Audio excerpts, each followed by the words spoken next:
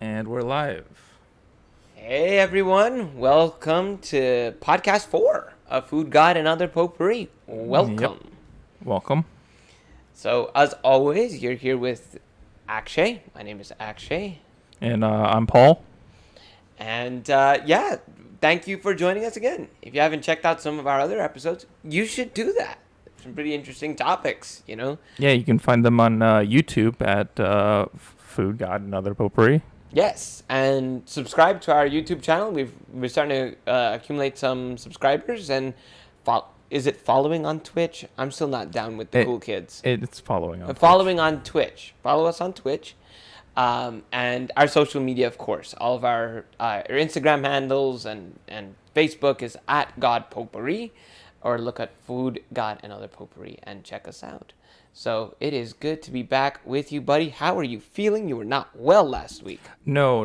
I got sick last week. No idea what it was, but I do know it was not COVID. So whatever it was, That's real good, buddy. We're gonna have a great podcast. Yeah. Oh man, no, I'm glad you're feeling better. That was good. That was sudden, and thank you all for understanding and wishing Paul well. There was very few well wishes that came through on the social media stuff. Was there? People hope Paul gets better. Oh. So well, that's nice. So yeah, that was real good. So this week we're on to some exciting stuff.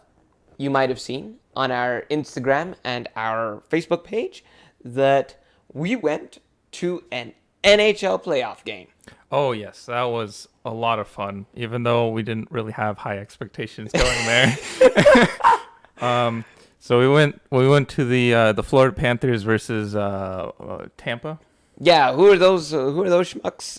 Those Tampa Bay Lightning. They might have won a Stanley Cup last year. I don't know. And they might be the champions last year. Yeah. But yeah. It really started out very disheartening with a score in like the first 30 seconds. The first go ahead from Tampa. Panthers gave up the puck. Tampa comes down the ice, scores immediately. They left the center of the ice completely open. There wasn't any passing or anything. He just went straight up the center and shot. Yeah. I was not a happy person after that goal. And literally this was after, so like how they do like a pregame sort of thing. Mm-hmm. The Woody Harrelson. So one of the announcers there at the BB&T Center, he looks exactly like Woody Harrelson, but I can't unsee it. He said it and it broke me. You said it and it absolutely broke me. And I was like, oh my gosh, it is Woody Harrelson, slightly aged, slightly shorter, and just with a bit of stubble. And that's Woody Harrelson. Yeah. Whatever his name is, I don't know. Yeah. Woody. I just call him Woody Harrelson. But literally before the game, he was like, "Yeah, the Panthers have to really take care of the ice in the middle of the ice in front of the goal because they're letting people up and they're unmanned." What happened in the first 2 seconds of the game? Mm-hmm. Man up the middle, unmanned. Whoop. Yeah. But kudos to the Panthers and kudos to Spencer Knight. Oh yeah, a rookie goalie. Rookie goalie, first season ever in the NHL. Started. He played in the regular season, but this is his first start in the playoffs. Mm-hmm. And that's an intimidating opposition. They're like one of the best offenses on ice right now, and to go up against that and have such a good game. Mm-hmm. First goal wasn't his fault. I'm not blaming Spencer on that one. The team should have followed up on that. Some defense would have been nice. Yeah. But yeah, no, it was a great experience. We went to a game earlier on in the season. Yes, another Panthers versus Tampa game. Again. That the Panthers won. I'm just saying, if the Panthers want to send Paul and I tickets, every game that we go to, the Panthers always win. Yeah, by huge margin. By huge margins. So, Florida Panthers, if you're watching and want to send us free tickets, I mean, the Game 6 is tonight. Yes, if they win tonight, they play one last game tomorrow night, actually. Is it tomorrow or Friday? Wait. It's Friday. It's the 28th. Yeah. Friday. So if they forced Game 7. Florida Panthers, look, it's a sure thing. It's a sure thing. Very few things are a sure thing, but if we're there, we'll win. So, if they win tonight. If they win tonight. Yeah. But yeah, no, it was a lot of fun. The game that we went to earlier had like really strict COVID, as was the time, you know, very strict COVID restrictions, mask wearing and all that stuff was like at high alert. Yeah, like every other row was cut off completely, and then you only had maybe like 3 little sections of each row that was left open. Yeah, and it was, the fans were sparse. You know, it like there was no one even remotely sitting anywhere near you. What percentage do you think was filled up last night? The first game we went to, I'd say 25%. I wouldn't give it too much more than that. If it was more than that, I misestimated. But Monday night, you'd say like 75?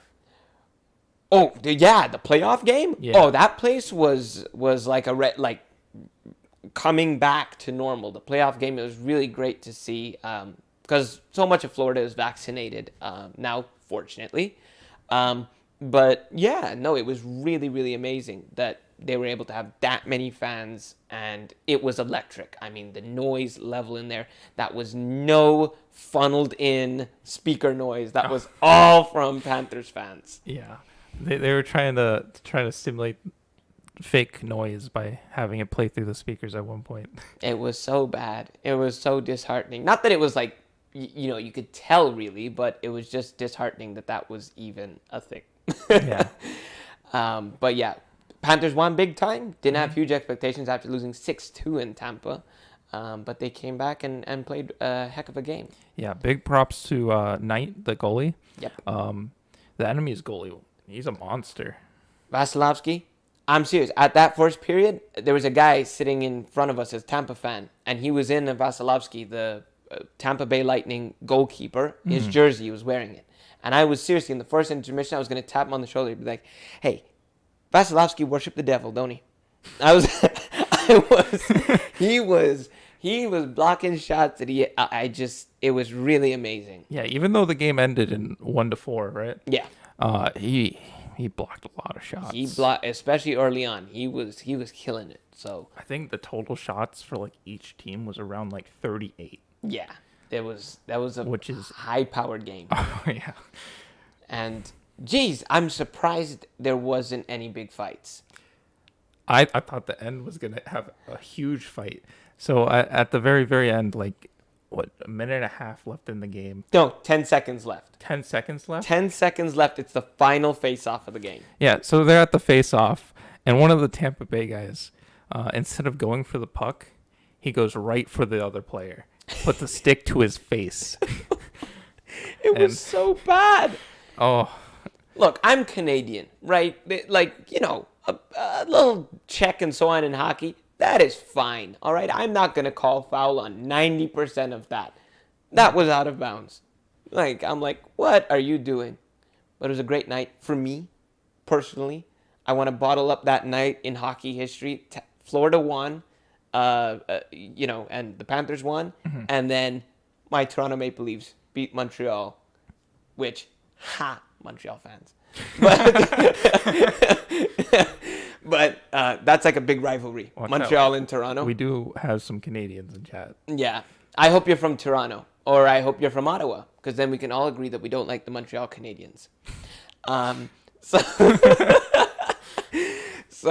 But yeah, just want to bottle up that night. It was so much fun. Really, really great. Only here would you get Canadian hatred. Yeah, I know, right?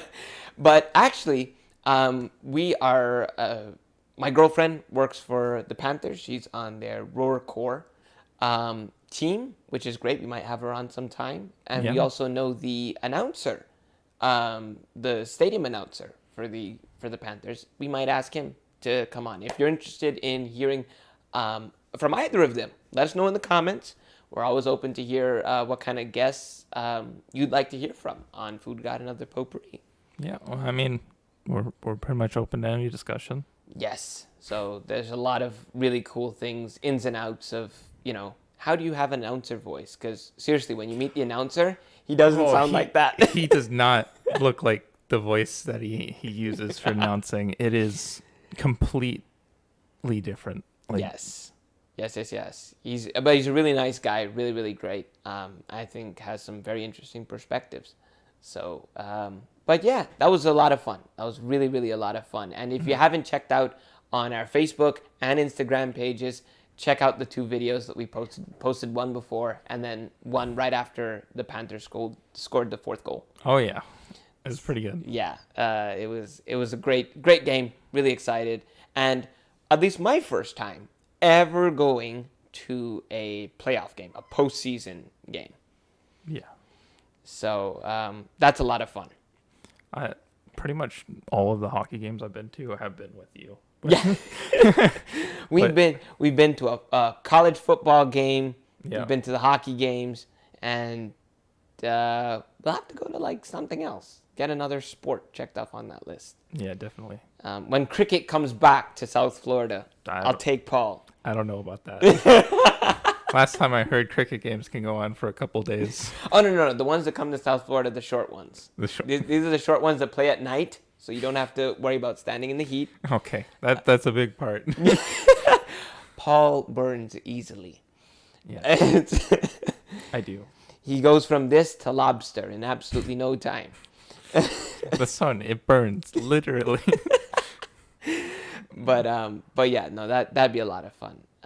So as things start to open back up and, the COVID restrictions lift, hopefully we get to go back to a world where we get to enjoy that time with others and fan experiences and that sort of thing going to games. Well, Florida doesn't have any restrictions anymore. Not mandatory restrictions. Not anymore, but most sports there's like a traveling component. Mm-hmm. And like take for instance, usually the Panthers will play Toronto, the Maple Leafs, at some point in the season, but all the Canadian teams are all isolated there in Canada. Yeah. And then all the US teams are, they have their bubbles. So I really hope that we get those genuine experiences back at some point.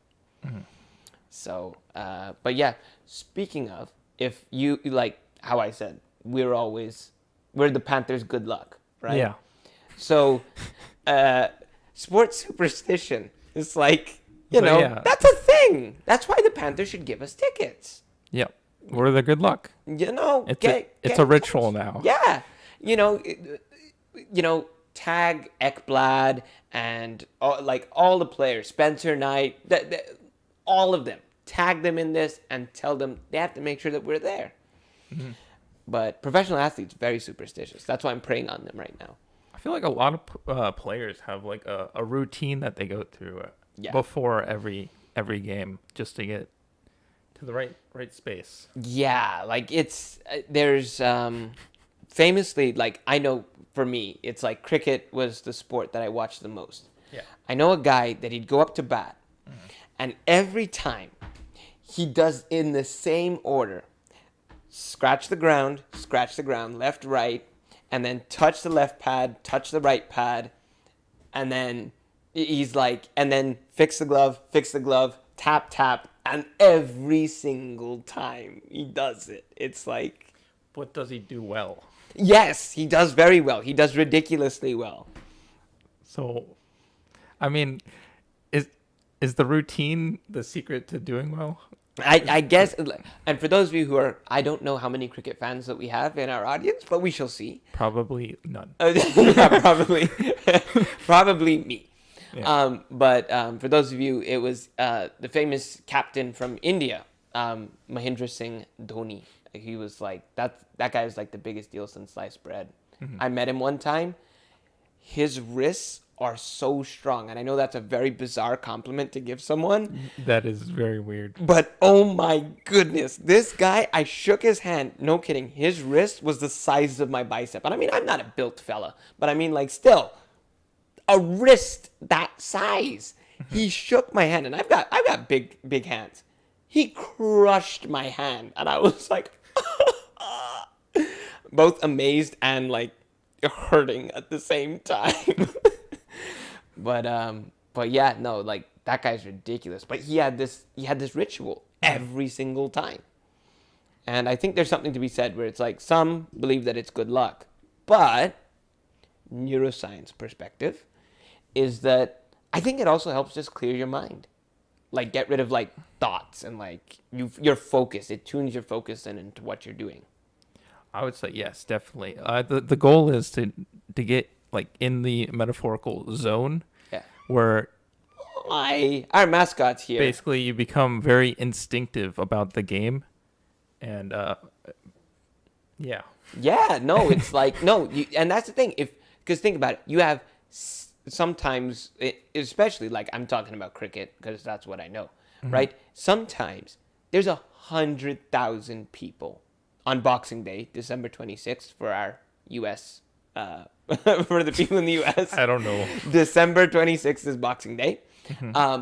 There's a big match that always takes place on Boxing Day in Melbourne, Australia. 100,000 people show up. That's a lot. On that day, 100,000 people show up and pack out that cricket ground. It is tough to focus when you're in an environment like that. I bet that sounds really loud. Yeah, right? It is, that there is so many components, so many distractions.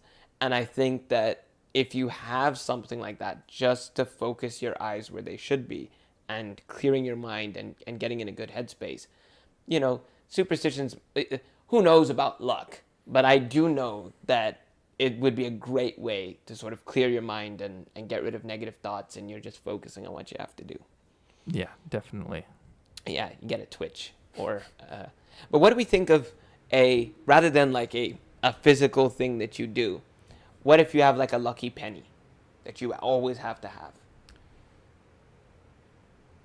I'm not sure. I mean, I feel like, if anything, not having it would be more of a distraction than having it. Yeah. I feel like they have this token that they don't really notice if it's there, but they will notice if it's not there. Yeah. And that's just one thing that could go wrong, is that maybe they're not wearing their lucky socks. And people could mess with you. Oh, yeah. People could mess with you. Someone steal it, and it's like, all of a sudden, this great player. Yeah, I think it's just because they're distracted on it. Yeah. Hi, this is our mascot. For those of you who might not remember, because we didn't record our first podcast. This is our mascot, Katie. Our little cat. This is Paul's little cat, actually. Rawr. Rawr. She's actually the most dog-like cat I've ever met. I will say, come here, Katie. You see? That was not rehearsed very clearly. Most cats are like, no, I don't do what you say. But Katie's like, oh, you want to give me attention? Oh, okay. Look at this. What cat lets you do this? My dog Yogi does the same thing, where he sort of like bends into my hand as I'm pet me more. petting him. Yeah, exactly. Wait, don't stop. No. But yeah. No, yeah. And yeah, a token like that, a talisman like that, that's a little bit, I think, more damaging than a superstition. Like, or a little ritual or something that you do beforehand. Maybe do a little dance. And do a little dance, make a little love, get down tonight. What? No one? No one? You? No? Gosh. Gotta have older people on the podcast. I'm sorry, I'm too young. Okay, boomer. Yeah, I know. If that is my nickname around the lab, they all call me Boomer. He is not very technologically inclined. No. This is why when I have to ask about Twitch and that sort of thing, I actually have to ask. Oh, I think the dogs are here. The doggos are here. Katie's like, oh, hide. Oh, no. There's Simba. Oh. And now he's gone. Simba's also the most cat-like dog I've ever met. For a golden retriever, he is very, very skittish. Hey there. Hi. But yeah, no, that's fun. So, switching gears a little bit from superstitions, we had an interesting experience with social media recently. Oh, yeah. Abrupt change. That was fun. Do you want to get us started into what actually happened on Facebook? Into the social media thing? Oh my gosh, we have visitors before we join social media. Oh. Who is this? I haven't met this puppy. So that's Midnight. Midnight? She's the grandma dog. Hi, Midnight. Then we have Simba. Hi, Simba.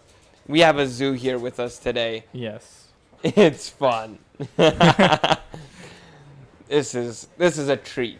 This is an absolute treat. Surprise visit. Surprise visit. I didn't know that this was happening. This is amazing. I knew the dogs were coming over. I Oh. didn't know when, so Surprise! surprise! Surprise! Right in the middle of the God, show. Another potpourri podcast. You know, this is always fun. Oh, she's so nice. What kind of breed is she? I don't know. You don't know. She's a doggy dog. Yes, I do believe she's some kind of shepherd though. No. Oh, She hears treats. she does. She hears treaty things. Oh my Yeah. goodness. Yeah, sad news. Our brother is the dog that passed away a year and a half ago. Oh. So Oh goodness. Hi, Simba. he's been a little down. Simba runs away. Oh my goodness. Yeah. Yeah. This is.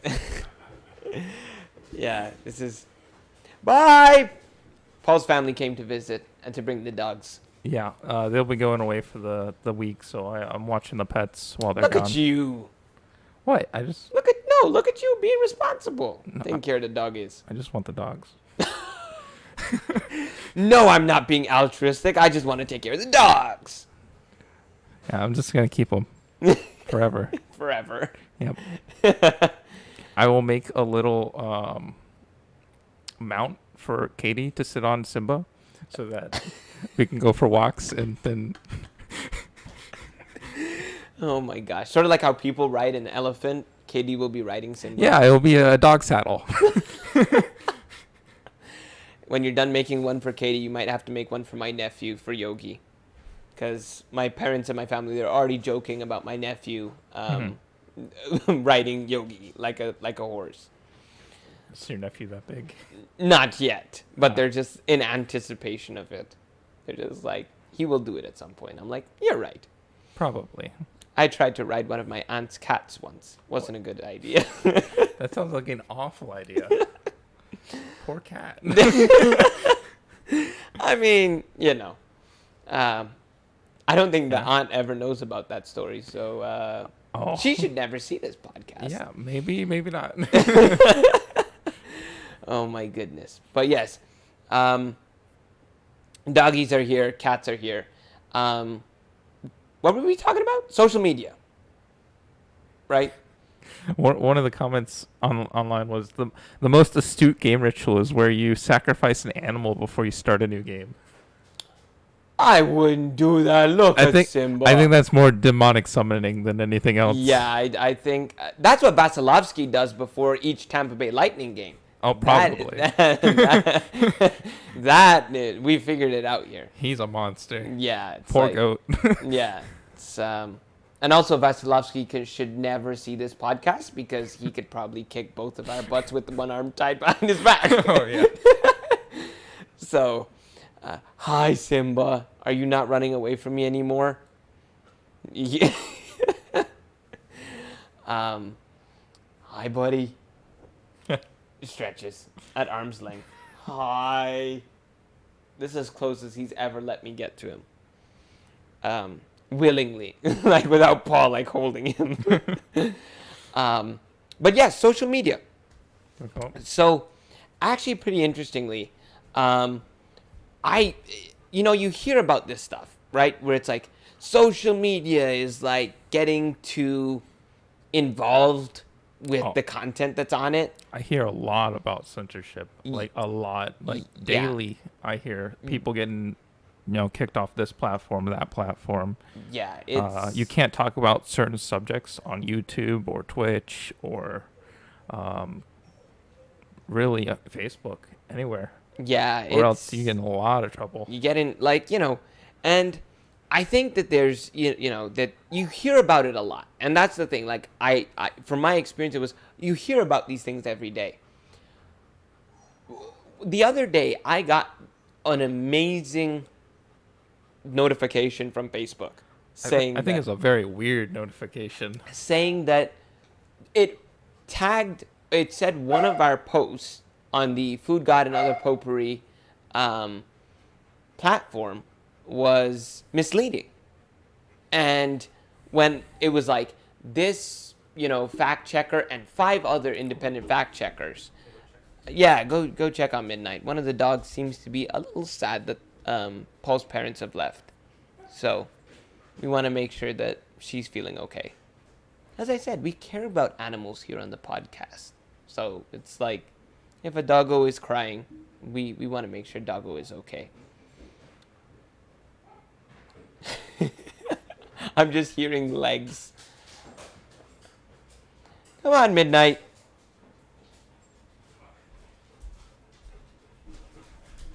All right, I got all of them. Come here, Midnight. Come on, you don't need to be sad. Hi, Simba. Oh my gosh. Hi. You see, I can see why Paul wants to kidnap these dogs. They're so fluffy. They're so fluffy. Oh my gosh. Okay, so back to social media. Right. So one of our posts was tagged as misleading by one fact checker and 5 other independent fact checkers, which I found strange. When I clicked on the notification, though, it didn't even bring up the post. It doesn't say which post they found to be misleading. I think that's with a lot of censorship. They don't tell you exactly what you did wrong. Yeah, and that just leaves me feeling a little confused because for the majority of the content, for those of you who follow us on Facebook, you can see that the most I ever say, it's like a video of me walking and saying, hey, this is what you're going to check out this week on the podcast, or thanks for watching, or something like that. And I give snippets sometimes, or little blurbs about what we're going to talk about. Yeah. But it directs people to this video channel, this YouTube podcast every Wednesday. What could possibly be misleading about that? I have no idea. That we canceled last week? That's what was misleading? Probably. They're like... But didn't you post it that we canceled last week? Yeah. I say it as a joke, but it's like I don't understand what would be misleading about anything. It could just be that someone saw our content, didn't like it, and wanted us on the negative side of the algorithm. So it doesn't show to a lot of people. Yeah, I don't know how these fact-checking softwares or sources work and that sort of thing, but I just found it weird that we don't post any real, tangible, concrete content on the social media sites. This is our contribution, but it honestly it sort of rubbed me the wrong way. I was like, what's the deal with that? In chat, it could be a bot looking for a certain phrase. Yeah, I mean, and then just marking it down. Yeah, and I think that if bots are making that kind of mistake about a podcast like ours, I mean, that your sensitivity settings might be too high, Facebook. Okay. I think just in general they're too sensitive. Yeah, Marky Mark. Okay, you really need to take a look at your sensitivity bots here because it's I don't understand how that happens, but I do understand that social media is turned into its own sort of beast altogether. I'm not one for social media. I barely use any, if that. Yeah. I'm very bad about posting. Yeah, I do so I help manage the Facebook and Instagram pages for Food God and Other Potpourri. I have a private Facebook page for myself, but I'm just caught to me it's social media is an interesting way to communicate with people. It is not a good place to get good information. No. Which is what it's being used for, predominantly not. There's a lot of clickbait articles where the titles are completely misleading, and that's all people read. They don't read the actual article. They just read the title, walk away. Exactly. And that's pretty much how they get most of the news. Yeah, and that, for our audience, if you reflect. I mean, if you do that, we don't mean to be you're stupid, but just be aware. Just because I think that people it's not that they necessarily do it on purpose. I think they just get into a rhythm, and it just ends up happening like that. And if you look at, like, again, the sort of neuroscience of it, like, for those neuroscience nerds out there, ventral tegmental area, striatum, nucleus accumbens, these are all brain centers that are activated when you're getting likes on social media, when you're clicking through things that you like. And it's shown that it actually has very similar activations as drug addiction. Yes, Drug I addictive definitely behavior. saw those studies about social media. Yeah. They get like a hit of dopamine from people liking their post or commenting and Yeah. all that stuff. It's like, and I think most people are unaware that social media could be affecting them at a very fundamental neurological level. I think for a lot of these people, they wake up in the morning, check Twitter, check Yeah. Facebook, check Instagram. Yep. They just check all their social media because that's like their only outlet in the world. And it's like a habit, whether it's like you get up, you make a cup of coffee, you read the news, grab the newspaper, read the news, right? And make breakfast. Just like how you have that routine, I feel like it just becomes ingrained in people. Oh, I wake up, the phone or tablet or whatever is right there, because usually that's now an alarm clock, Yeah. right? Pick that up, and as soon as you have that, the first thing you do is Facebook, Twitter, Instagram, Snapchat, whatever it is. Snaps to face. I don't know. Yep. You get your morning news feed of Twitter notifications. Yeah. I think it's really, I would really like people to take away from this that this stuff really is designed to, and the algorithms are there. The algorithms that you talk about, those are, explain what an algorithm is, because you know much better than me. Why am I explaining? An algorithm is just kind of like the method of solving a problem. Yeah. So it could be literally anything. So, for instance, algorithm like, how do we keep people on social media? Keep showing them things that they like. Mm-hmm. And the algorithms are also tuned to show you things that you don't like. No. They're all tuned to only show you things that you like. So they will, if they find like a person that really likes frogs, they will show them more frogs and not snails. Yeah. But what they found though is, like, especially like politically, if people have like an antagonism towards a certain thing, the algorithms actually start to show a little bit of that stuff, where they start to intersperse because it keeps you on there. I think they can use that as a way of manipulating people. Essentially, they kind of just, hey, you believe in this politically, well, let's show you something a little bit more to the right or to the left Yes. than you're used to. Yes. And then slowly shift a little bit more and a little bit more. Yeah.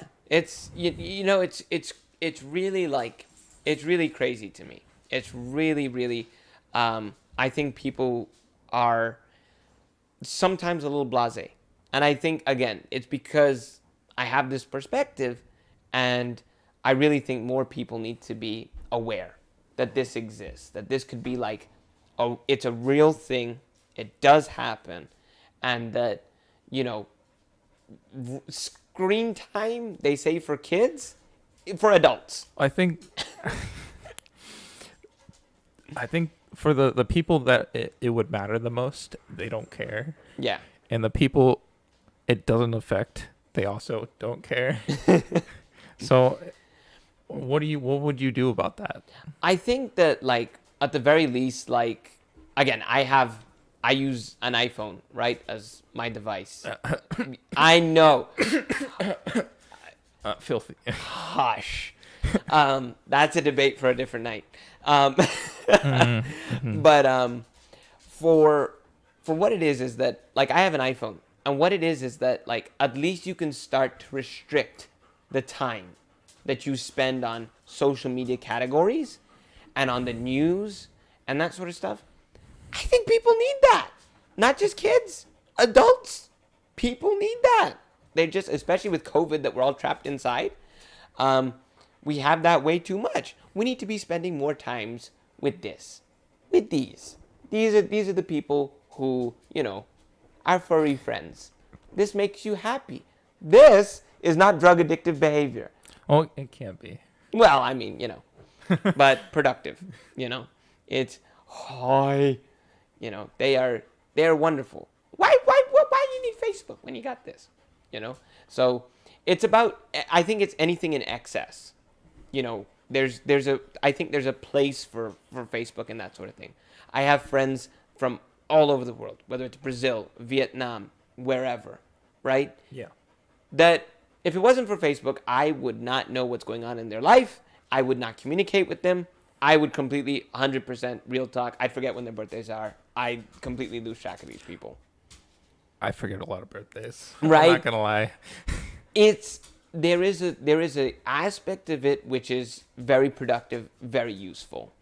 And I think that there's a huge component that can be taken for a ride. And all of a sudden it goes to a completely different place.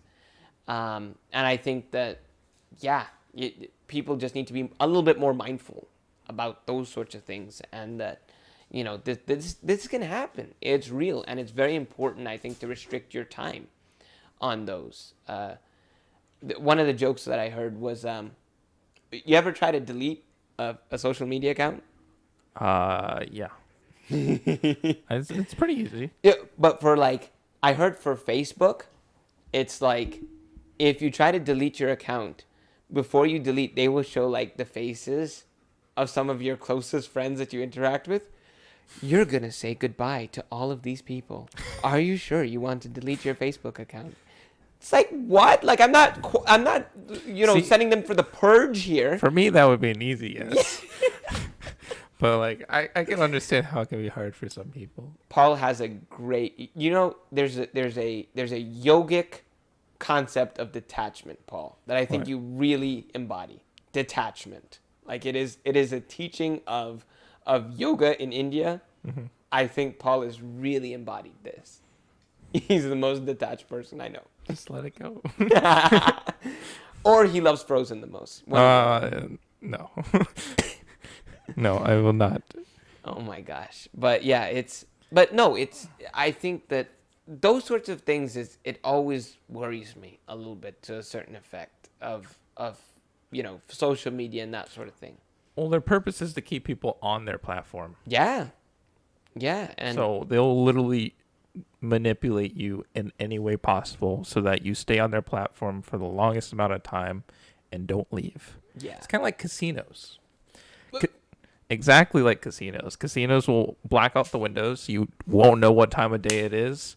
It's a party 24/7.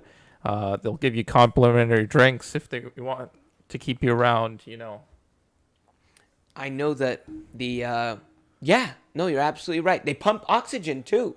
Do they? Into the, I did not know to that. keep, so the stale air doesn't make people yawn and that sort of thing. So yeah, it doesn't make people tired. Exactly. You can't get tired while you're gambling, and yeah, I feel like, and again, drug addiction is one of the centers. Gambling's another one where that's so similar to the centers where the social media, likes and comments and that sort of thing is activating. It's working those neural pathways. And that is something that, I think if people are made aware of, that this stuff is there to sometimes take advantage of those things, I hope that awareness helps. Because really, we're all just puppets. Yeah. You may see your strings, but you can't do anything about it. Cut the strings, Paul. Cut the strings. Cut the cord. You can't. They won't let you. Oh my gosh. I'm fighting here real hard. But yeah, no, this is an important part of understanding social media. And for instance, I think the Hard Rock, the new Hard Rock Hotel. Mm-hmm. So for those of you who don't know, in Florida, there's a huge guitar-shaped hotel that lights up in Fort Lauderdale, and it's part of the Hard Rock Casino and Hotel. Mm-hmm. People they are giving out to people who have previously gambled in the casino. They give out free stays at that hotel. Well, they do that in Las Vegas as well. Yeah, to get you in. just to get you in, because they know you're going to go to the casino afterwards. You go to Las Vegas, you stay at a hotel, go to the casino downstairs, and maybe in a couple months they'll send you a free 2-day stay. Yep. To just get you back in, and that's the thing is, like, I think people are familiar with how slimy gambling in casinos can be, and then because social media's got a completely different appearance to it, they just think, well, that can't be like that. We're all being manipulated in some way every day. Paul, you didn't get me anything today. I'm really upset with you. What do you mean? Oh my gosh. But yeah, we have dogs. Right? Yeah, I think that people just need to be aware. And with the last 20 minutes or so, I want to bring up to idea. Sometimes Paul and I discuss the topics that we'll go over on the podcast beforehand. This is brand new. This is the first time Paul's going to hear about this. So I want to drop this one on Paul. Oh, no. I've had an idea. Okay. I've had an idea. I think it's a great one. Okay? I want this to be the first ever Food, God, and Other Potpourri campaign. Like? As in a campaign for a cause. A goal. All right, we're going on a crusade. Wait, no. Get your helmets and your swords. We're going crusading, boys. Let's go. No. It's going to be #NoPoliticsDay. Today? No. I was thinking about which day. It's one day a week that #NoPolitics and #Reconnect. Because I think that along with the social media thing, people are absolutely just getting more and more distance from each other, and they need to reconnect. So I'm proposing one day a week, people pledge to not discuss politics at all. One day a week. One day a week of no politics, and I was thinking about which day. Sunday. Well, Sunday most people go to church. Exactly. Right? If you go to church, you talking about politicians in the church? Why are you bringing lies like that in the church? Don't make that joke. I could just see it. But I think it's really important that people have one day where they just focus on what is actual real life and not what is going on in the world of politics, which is an eon away. I'm not saying it's not impactful, but I'm saying that can we all agree to just take one day?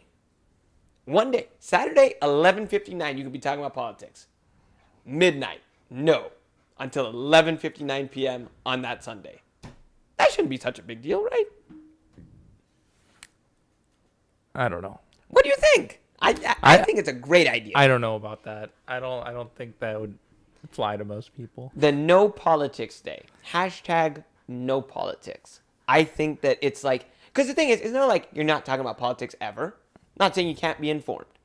I'm saying you choose one day where you're just like, I'm going to think about other things than politics. Because I feel like, you know what? Well, that's most of the time. Well, I already don't think about politics most of the time. There can be a day or two I don't talk about politics. But I think that the social media conversation where we have about that, where people are clicking and doing all those things, I think politics has low-key turned into that. I think Simba should run for office.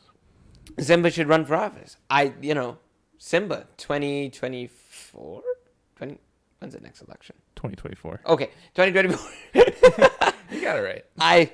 It's been a long year. Well, maybe we should start small. How about mayor? Mayor.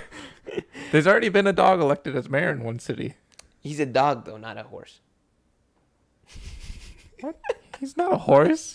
He's a puppy. A mayor is a horse. A mayor's another name for a horse. Oh, that went right over my head. Oh my gosh. But yes, I'm serious though. Let us know what you think. Put it in the comments. #NoPoliticsDay on Sunday. I think it's a healthy thing. I think it's something that people need, and people just need to detach. I think people have tried this before, like hashtag disconnect. Where did that go? I don't know. But I'm saying hashtag no politics. Because disconnect, you see, depends. Disconnect is a bad hashtag. Because what if you go into a palliative care facility. You don't want to hashtag disconnect. Right? Be free. Right? You don't want to hashtag disconnect. I think that's a very poor guidance. Okay? That's why I said hashtag reconnect. I gotta plug my phone in. I'm sorry. Oh my God. I gotta charge up my phone so I can look at social media. Oh my goodness. Yeah, so poor choice of words for hashtag disconnect. Okay, I'm hashtag no politics. Okay, hashtag no politics day. Sunday, just remove yourself. And if you're like an activist, there's some people who are like, well, I'm an activist. I can't stop. Okay, if you're really an activist, go out into your local community. Find a problem and propose a reasonable solution to it. Pick up trash. Do something. There is trash everywhere. You know what? My little not my sister's son, one of my cousin's sons. No, I call him my nephew. To me, like in my culture, that's my nephew as well. His name's Evan. He's got a big family. Yeah, huge family. His name's Evan, and you know what? This kid inspired me for like, okay, what if a young person is an activist and they're like, I want to seek out purpose, and they want to see it in, right now posting about all the political things is the way they do it. Evan is a young kid, right? And he adopted dogs and so on. As like, him and his mom, they adopt dogs, and it's really great in New York. They live in the Bronx in New York. New York's a rough place right now. Very rough. It can be scary. But you know what this kid does? He formed his own, first of all, before COVID, he volunteered his time all the time to read to dogs in the animal shelter. Because it drastically reduces their anxiety. Oh, yeah, definitely. And just by someone sitting on the opposite side of the cage reading a book, right? Just calms these dogs down. Yeah. And then he started posting, created his own page and everything, where he started posting the dogs that are most at risk, that are about to be put down at these shelters, and saying emergency, that sort of thing. I know those things already exist, but for him to take the initiative and try to come up with a reasonable solution to that problem is really inspiring. And I think people lose sight of that. So what about those activists that want change but have no solutions?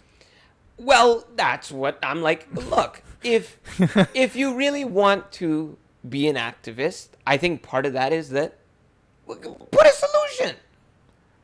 I feel like a lot of them don't have a solution, or the solution's very unreasonable. Our audience got solutions. I'm confident in the Food Con and other potpourri audience. You have solutions. This is Life's podcast. This is for sensible, reasonable people. So they actually do have a solution to help us grow our channel a little bit more. So they want us to join the hot tub stream meta. I don't know if you know about this. I don't know what this is. Okay, so on Twitch TV, there are streamers of the female variety that have blow up hot tubs in their room, and blow up hot tubs. That's a fancy way of saying a kiddie pool, right? Close enough. Okay. Yeah. And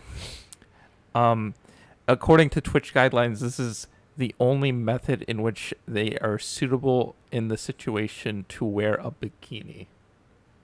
And that's the only reason to have a hot tub stream, so that we can wear bikinis.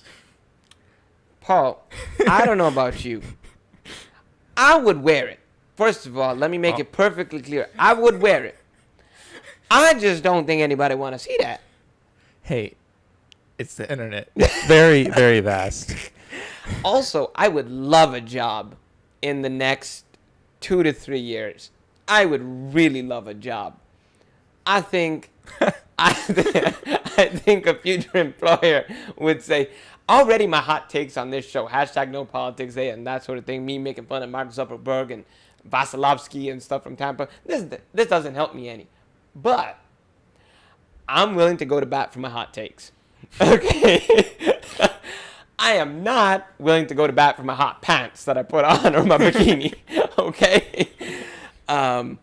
But yes, thank you for the flattering suggestion. No matter who you are, who it is that made that suggestion, thank you. I'm very flattered. But yeah, no, I think that, seriously, leave it in the comments and go out, hike. Go out, do something. Hashtag no politics day or Sunday. But that involves going outside. Yeah, okay. Play a game. Start a stream.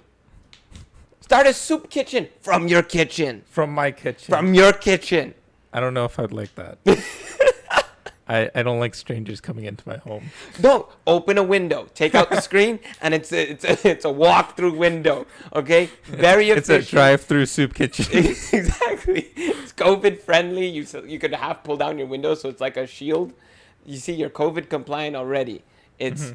I think this is a great idea. And we can have dogs as the mascot. Hashtag no politics day. I can't promise they didn't lick the soup. Yeah.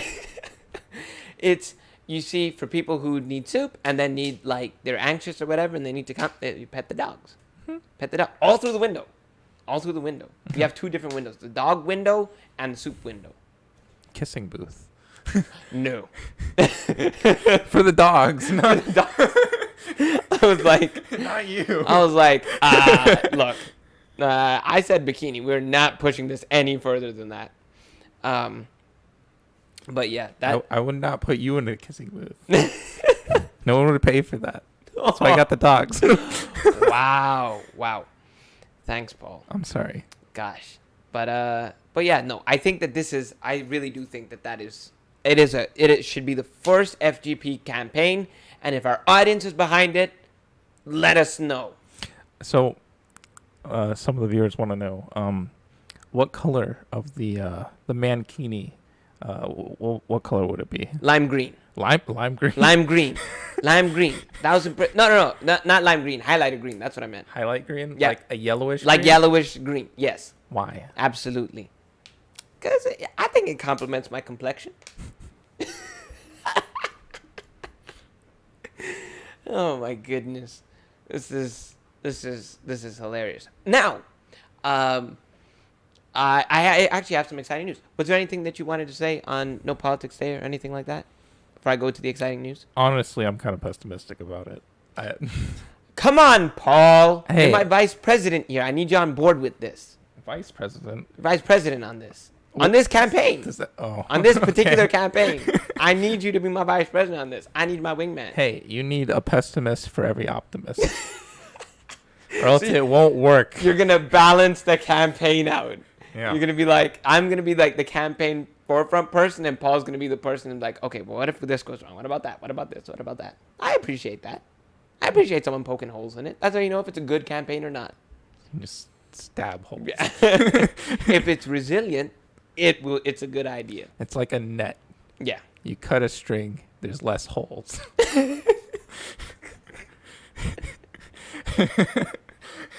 Oh my gosh. Anyways. I have no idea what that means. Look, you lost me there. But first of all, I have some exciting news for everyone.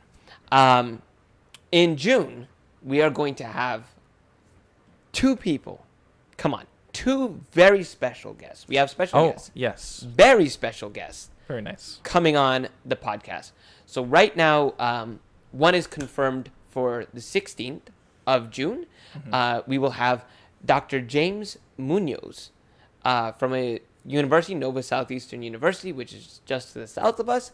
He's a neuroscientist and a really great guy. He is one of the funniest people that I know. And that's not in science. Just generally, he's one of the funniest people I know.